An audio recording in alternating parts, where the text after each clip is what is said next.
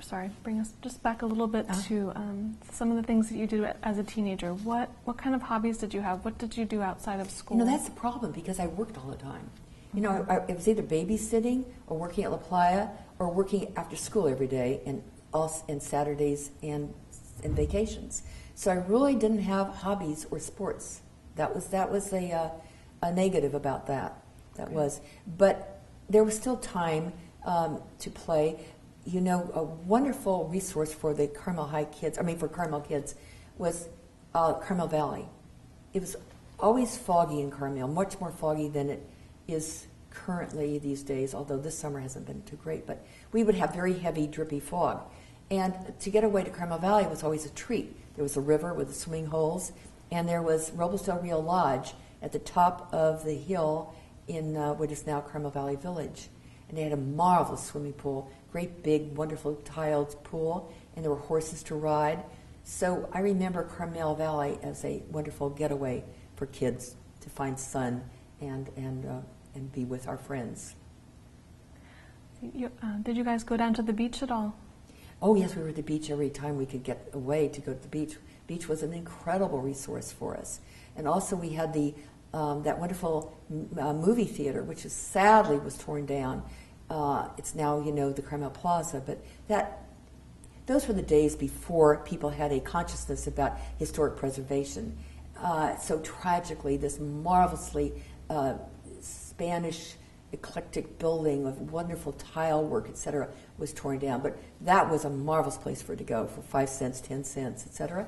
We also went to the Golden State Theater in Monterey. That was really quite interesting because it was a bigger theater, you know. And the boys would sit upstairs and throw water balloons down on the people below. Oh my God. Anyway, so we had the beach was definitely our playground. I know you were working quite a bit, but did you get involved at all in any of the theater productions or anything like that in town? Oh my gosh, that's a sad, sore spot for me. I was working at the Village Hardware. I was just trying to remember what year. I think I was 18 or 19, so I was in junior college. And Edward Custer walked in, and he said, "Barbara, I want you to audition for the role in They Knew What They Wanted." And I looked at him, and my eyes must have popped wide open. It was the role I knew that Carol Lombard was starring in a movie that had just been released. And I said to myself, good Lord, I've never acted. I couldn't possibly do that. So I said no. And I have regretted that. I mean, I have regretted that every day of my life. I just spoke with his daughter, Marcia Custer Ryder, who will be speaking to the Carmel Residents Association in September. And I said to her, you know, Marcia, I turned your father down for the lead in They Knew What They Wanted because I had had no acting experience. And she said, oh, foolish girl, foolish girl. My father's expertise or his claim to fame was taking totally innocent people in terms of experience on the theater and turning them into marvelous actors and actresses. So she said, so sorry you didn't take him up on that. And I have been really sorry. Did you know the Custer family very well? No, or? I didn't know them very well, no.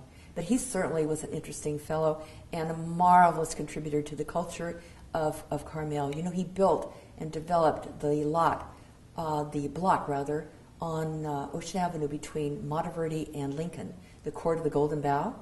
Mm-hmm. And what is now the Cottages Suites was his ticket booth for the Golden Bough, the original Golden Bough Theater, which was set way, way back in the back of the courtyard.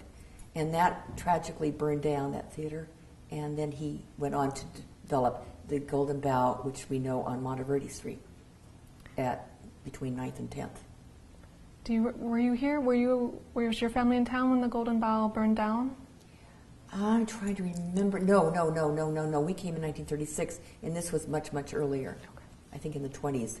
But you know, the Golden Bough, the original one, was known worldwide. Isn't this interesting? For its incredible beauty. They said, the writers who wrote about it, on the East Coast writers would say, it's the most beautiful little theater in the United States, if not prettier than anything Paris has to offer.